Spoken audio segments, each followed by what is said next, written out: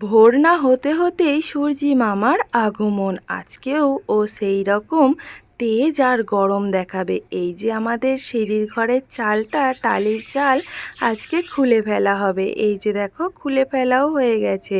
আজকে সারাদিন বাড়িতে শুধু ভাঙাচোরার কাজকর্ম চললো। বুঝতেই পারলাম না যে ঘর গড়তে গিয়ে ঘর গড়া হচ্ছে নাকি ভাঙা হচ্ছে। এই যে 12 মাসের কুল গাছটা কেটেও ফেলা হয়েছে, এর আয়ু এখানেই শেষ। অনেক বছর ধরে রাজ করেছে আমাদের বাড়িতে। সিঁড়ির অবস্থাটা দেখতে পাচ্ছ তো কী হয়েছে?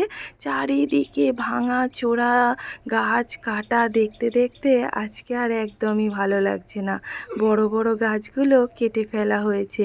আমাদের বাড়িতে বিশাল বড় একটা হত্তুকি গাছ ছিল, সেটাও দেখো মাথা মুড়িয়ে দেয়া হয়েছে। একটা গাছের ডালে কতগুলো পাখি। চলো আজকের মতো